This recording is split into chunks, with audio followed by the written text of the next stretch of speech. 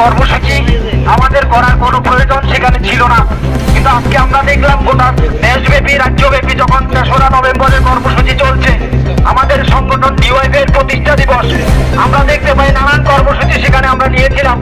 এরই অঙ্গ হিসেবে আজকে প্রাক্তন যুবনেতা, একটা সময় যিনি ডিওয়াইফের ত্রিপুরা রাজ্য সম্পাদক, এসএফআই রাজ্য সম্পাদক ছিলেন কমরেড তাপস দত্ত, ওনার বাড়িতে আমরা সেখানে ভেবেছিলাম একটা রক্তদান শিবির করব এবং তার এই কর্মসূচি হিসেবে আমরা সেখানে যাই।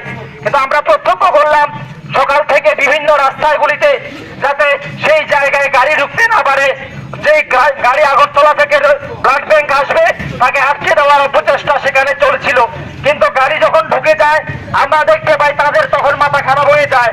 বেপরোয়া ভাবে প্রকাশ্য দিবালোকে এই ধরনের একটা রাজ্য নেতৃত্বের বাড়ি, আমাদের পার্টির মহকুমা সম্পাদকের বাড়ির উপর সেখানে চড়া হয়।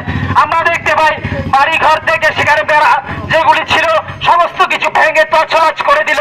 আমরা সেই জায়গার ভেতর দাঁড়িয়ে যুবকরা তারপরেও এক চিলতের জায়গা সেখানে ছেড়ে দেয়নি। সেই জন্য ডিওয়াইফাই কলেজ কেয়ারের যুব বন্ধুদের আমরা অভিনন্দন জানাই।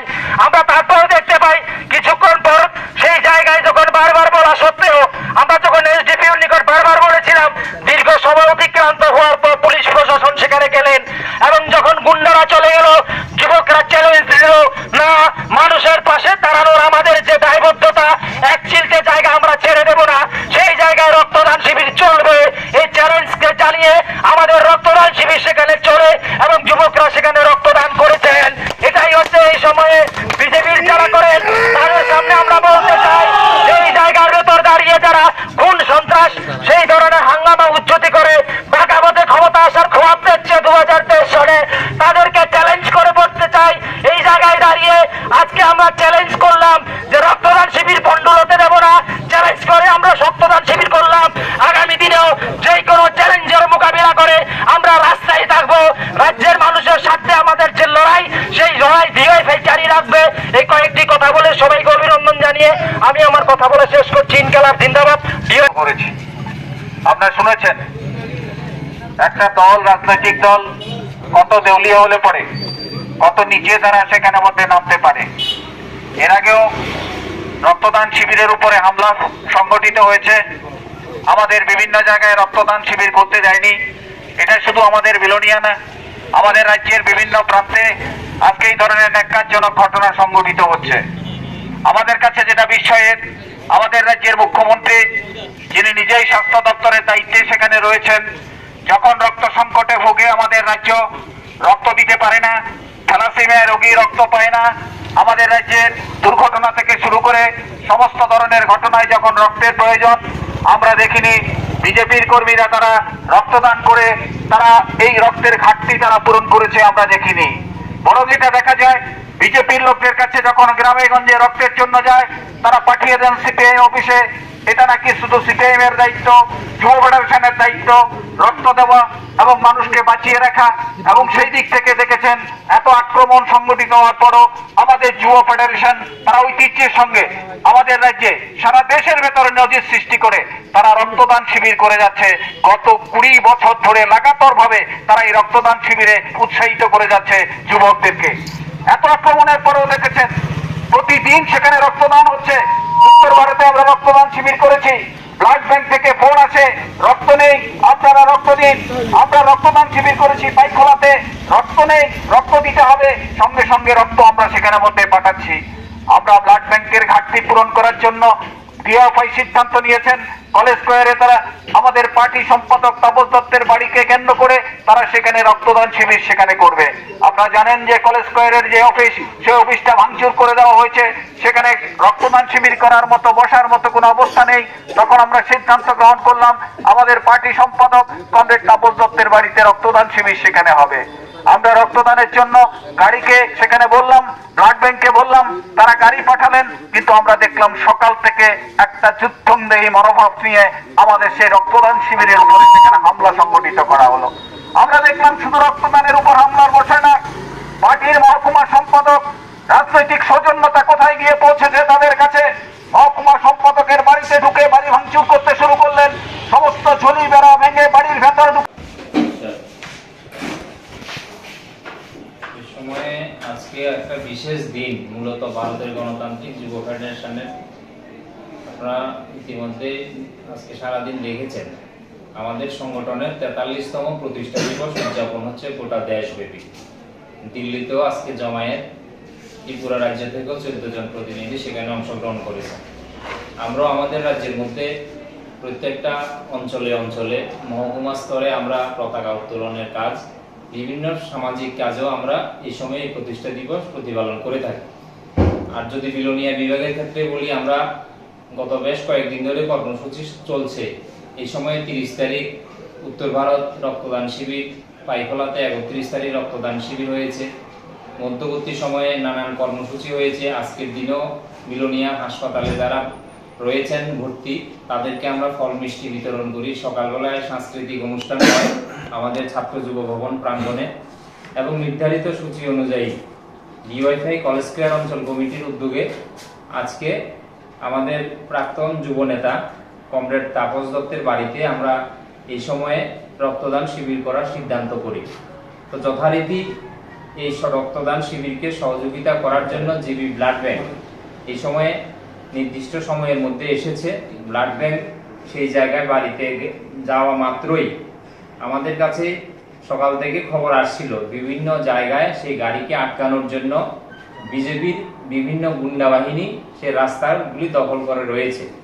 তারপরেও তাদের চোখে ধুলো দিয়ে আমরা সারাসীমা হয়ে সেই গাড়ি তাপস দত্তের বাড়িতে যাওয়ার সঙ্গে সঙ্গেই আমরা দেখতে পাই 10 মিনিটের মধ্যে দুষ্কৃতীরা, মূলত আমরা যেটা দেখতে পেলাম, সামনের সারিতে নেতৃত্ব দিয়েছিলেন বিশ্বমুখ মণ্ডলের প্রাক্তন যিনি সভাপতি অশেষ বৈদ্য, ওনার নেতৃত্বে আমরা দেখতে পাই একদল যুবক সরাসরিভাবে রক্তদান স্থলে উপস্থিত হয় এবং সেই জায়গায় আমাদের প্রাক্তন যুব নেতা তাপস দত্তের বাড়িতে ভাঙচুর চালায়।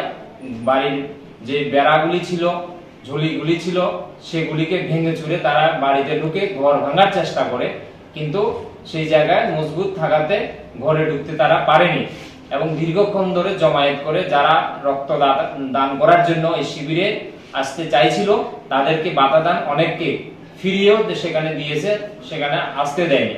তারপরেও দীর্ঘক্ষণ আমরা অপেক্ষা করেছিলাম, প্রশাসনের দৃষ্টিতে নজরে নিয়েছিলাম, এসপি সাহেবের নজরে নেওয়া হয়েছে। আমরা ফোন করেছিল আমাদের নেতৃত্বরা, উনি ফোনই ধরেননি এবং পরবর্তী সময়ে আমরা গণ আন্দোলনের সেই জায়গার রাজ্য নেতৃত্বের কাছে আমরা যাই টেলিফোনিক প্রচার বিষয়টা নিয়ে, এবং উনি ডিআইজি কে ফোন করার পর পরবর্তী সময় প্রশাসন সেখানে নড়েচড়ে বসে। এই সময়ের মধ্যে আমরা একটা প্রতিনিধি দল 4 জনের আমাদের বিলোনিয়ান এসডিপিওর নিকট আমরা ওনার সঙ্গে মিলিত হই। ঘটনা চলাকালীন সময়ে আমরা বলার চেষ্টা করলাম যে এই সময়ে আপনি ঘটনাস্থলে গিয়ে সেটাকে দেখবেন না, এই সময়ের ভেতরে গোটা এই পরিস্থিতির মধ্যে দাঁড়িয়েও আমাদের এই শিবির সেখানে করার জন্য সামগ্রিকভাবে অন্যান্য অংশের যুবক বিভিন্ন অঞ্চলে যারা রয়েছে তারাও সেখানে এই ঘেরাও আমরা সেখানে করব প্রয়োজনে থানা। আমরা চাইছি না এখনো ধৈর্যের বাঁধ সেখানে না ভাঙুক। গিয়েছি কি যায়নি তারপরে আপনারা ভূমিকা নেন, আপনাদের কাছে আমাদের এই বক্তব্য। তো আমরা খবর নিলাম 5 মিনিট 7 মিনিটের মাথায় কিন্তু এসডিপিও সেই জায়গায় তখন গিয়েছেন বিশাল পুলিশ বাহিনী নিয়ে। এই সময়ের ভেতর টের পেয়ে আমরা দেখতে পাই সে দুষ্কৃতিকারীরা ঘটনাস্থল থেকে চলে যায় এবং পরবর্তী সময়ে আমাদেরকে বলার চেষ্টা করে যে এই সময়ে এই পরিস্থিতিতে কি আপনার শিবির করার সুযোগ আছে কিনা। আমার তো মনেও না করলে ভালো হয়, কিন্তু আমাদের যুবকরা চ্যালেঞ্জ দিল। কলেজ কেয়ার অঞ্চলের যুবকরা বলছে না, মুমূর্ষ রোগীকে বাঁচানোর জন্য গোটা ত্রিপুরা রাজ্যে ব্লাড ব্যাংকগুলি শূন্য, বিলোনিয়া ব্লাড ব্যাংক শূন্য, আগরতলা, জিবি, হাঁপানিয়া প্রত্যেকটা ব্লাড ব্যাংক যেখানে এই অবস্থায় রোগীর সেখানে মানে প্রতিদিন মৃত্যুর কুলে ঢোলা পড়ার মতন অবস্থা, কতদিন আমরা রিপ্লেসমেন্ট করে সেটা চালিয়ে যাব, সেটাই হচ্ছে আমাদের সামনে সবচেয়ে বড় চ্যালেঞ্জ। এবং আপনারা জানেন গত বছরও 14 জুন যে গুরুবারের জন্মদিনে একই রকম ভাবে সোনাইছড়িতে আক্রমণ করেছিল এবং আমাদেরকে শিবিরে করতে দেয়নি। শ্রীরামপুরে কমরেড রত্না দাসের সেই শ্রাদ্ধ অনুষ্ঠানের বাড়িতে ওনার শ্বশুরের শ্রাদ্ধ অনুষ্ঠানের দিন আমরা দেখতে পাই সেখানেও বাধা দান করে রক্তদান শিবির করতে দেয়নি। এই সময়ের ভেতর আজকে যখন এই ধরনের করার চেষ্টা করলো, যুবকরা বলল যে মানুষের স্বার্থে আমাদের সংগঠন, এই সময় তাদের স্বার্থে আমাদের লড়াই, কাজে কোনো অবস্থার ভেতরে শিবির ডাক্তারবাবু যেহেতু এসছে আমরা যাই হোক এই সময়ের ভেতর আমরা আমাদের শিবির চালিয়ে যাব। প্রায় অনেক দীর্ঘ সময় পর আমরা সে শিবির শুরু করি এবং সবচাইতে উল্লেখযোগ্য ব্যাপার, এত কিছুর পরেও যুবকরা পিছপা না হয়ে ওরা চ্যালেঞ্জ ছুড়ে দিয়ে সেই শিবিরে অংশগ্রহণ করেন। 26 জন যুবক সেখানে স্বেচ্ছায় রক্তদান করেন। এই রক্তদানের মধ্যে দিয়ে আমরা জানান দিতে চাই, এই ত্রিপুরা রাজ্যের সরকারে যারা রয়েছে তাদের পোষ্যপুত্ররা যখন রক্তদানের মতন এই ধরনের সামাজিক কাজে বাধা দেয়, এই সময়ে আরো বেশি নগ্নতার চেহারা পরিচয় দিয়েছেন গোটা রাজ্যের মানুষের সামনে। এবং আমরা বলতে চাই, ওদের নিচ থেকে পায়ের নিচ থেকে মাটি সেখানে সরে যাচ্ছে, ওরা ঠিকই টের পাচ্ছেন। এই ধরনের গুন্ডামি হুজ্জুতি করে এরা চাইছে ত্রিপুরা রাজ্যের যুব আন্দোলনকে স্তব্ধ করে দেওয়ার জন্য। তো আমরা আমাদের ইলেকট্রনিক্স মিডিয়া প্রেস বন্ধুদের মাধ্যমে জানান দিতে চাই, গোটা রাজ্যের মানুষদের সঙ্গে তারা প্রতারণা করেছে। যে প্রতিশ্রুতি 2018 সনে ছিল যুবকদের জন্য ঘরে ঘরে চাকরি দেবে ইত্যাদি প্রতিশ্রুতি, 10,323 এর চাকরি ফিরিয়ে দেবে, যারা কন্ট্রাকচুয়াল চাকরি করছেন তাদেরকে চাকরি রেগুলার করবে, এই কথাগুলি বলে মানুষদেরকে ভোট ঠিক নেওয়ার পর আজকে 4.5 বছর দাঁড়িয়ে যখন ন্যূনতম দায়িত্ব পালন করেননি, এখন চাইছে দমন পীড়ন, খুন সন্ত্রাস, ধর্ষণ, এই ধরনের সামাজিক কাজে বাধা দান, এগুলির মধ্যে দিয়ে পুনরায় 2023 সনে তারা নির্বাচন করবে। কিন্তু আমাদের বক্তব্য হচ্ছে, এই ত্রিপুরা রাজ্যের যুবকদের বিরুদ্ধে যারাই এই ধরনের যুদ্ধ ঘোষণা করেছে, বিগত দিনও সেই জায়গায় দাঁড়িয়ে কেউ কিন্তু দীর্ঘস্থায়ী হতে পারেনি ক্ষমতায়। আমরা দেখেছি 93 সনে তার যেটা হয়েছে। এবং একই রকম ভাবে আমরা বলতে চাই, এই সময়ে গোটা রাজ্যে এই ধরনের সামাজিক কাজ যতই বাধা আসুক না কেন, আমরা সেই কাজ আমরা চালিয়ে যাব। এবং প্রাক্তন রাজ্য সম্পাদক কমরেড তাপস দত্ত ডিওয়াইফআই এর ছিলেন, একটা সময় ডিওয়াইফআই এর প্রেসিডেন্ট ছিলেন, এসএফআই এর রাজ্য সম্পাদক ছিলেন। এই ধরনের বলিষ্ঠ নেতৃত্বের বাড়ি পর্যন্ত আঘাত করে এই বিজেপি সন্ত্রাসীরা, সেই জায়গায় দাঁড়িয়ে আমরা বলবো, তাহলে সাধারণ মানুষের নিরাপত্তা সেখানে কোথায় থাকবে? তাহলে আমরা বলবো, এই ধরনের ন্যাক্কারজনক ঘটনাকে আমরা যেমন তীব্র নিন্দা জানাই, এই ঘটনার সঙ্গে যারা যুক্ত, সেই যুক্ত যাদের রয়েছে তাদেরকে চিহ্নিত করে দৃষ্টান্তমূলক শাস্তি যাতে বিলোনিয়া পুলিশ প্রশাসন দেয়। আমরা এখনো ওনাদের প্রতি যথেষ্ট পরিমাণে ধৈর্যের বাদ সেখানে আমরা মানছি না। আমাদের বিশ্বাস সেই ভূমিকা ওরা পালন করবে, নতুবা গোটা রাজ্যের মধ্যে এই ধরনের নেতৃত্বের বাড়ি হামলা, বিভিন্ন কর্মসূচির উপরে হামলা, এটা যদি জারি রাখে, এক চিলতে জায়গা সেখানে আমরা ছেড়ে দেব না। যুব মোর্চা বলুন আর যাই বলুন, যে কোনো চ্যালেঞ্জের মোকাবিলা করার জন্য ভারতের গণতান্ত্রিক যুব ফেডারেশন প্রস্তুত রয়েছি আমরা। এবং আগামী দিনেও এই ধরনের সন্ত্রাসীদের বিরুদ্ধে রাস্তায় নেমে চোখে চোখ রেখে আমরা লড়াই করব। এক চিলতে জায়গা সেখানে আগামী নির্বাচনের আগে আমরা ছেড়ে দেব না। এই মূলত ডিওয়াইফআই এই গোটা মানুষের সামনে, গোটা রাজ্যের যুবকদের সামনে আমরা এই বার্তা দিতে চাই।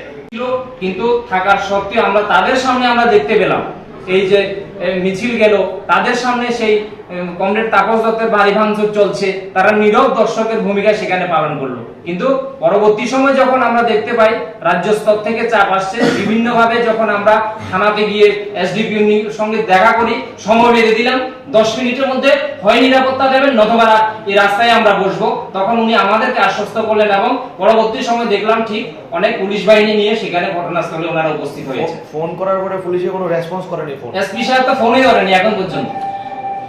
একটা জেলা সদর আমরা দায়িত্ব নিয়ে বলছি এই কথা, উনি কেন সেই ধরনের রেসপন্স করলেন আজকে আমরা জানা নেই। কিন্তু এসপি সাহেব ফোনই ধরেনি। দীর্ঘ সময় পর আমরা যখন এসডিপিওর সঙ্গে সাক্ষাৎ করি, তখন উনি সেখানেই কোয়ার্টারে ছিলেন এবং বেরিয়ে তখন আমাদেরকে আশ্বস্ত করলেন উনি 5-7 মিনিটের মধ্যে ঘটনাস্থলে যাচ্ছেন এবং কথা রেখেছেন। পরবর্তী সময় উনি সেখানে গেলেন, এই ঘটনাটাকে নিয়ন্ত্রণে আনার চেষ্টা করলেন এবং এই একটা পরিবেশ যখন তৈরি হলো, তখন রক্তদান শুরু হলো। ভাঙচুরের ঘটনা কি কোনো ধরনের মামলা দেওয়া হয়েছে থানাতে? এখন পর্যন্ত মামলা বলতে সদর প্রণীত মামলা পুলিশ সেখানে নিয়েছে আমরা যতটুকু শুনেছি। তার পাশাপাশি বাড়ির পক্ষ থেকেও একটা মামলা এবং সেখানে হবে, হ্যাঁ, এই সময় আমাদের কাছে যতটুকু খবর।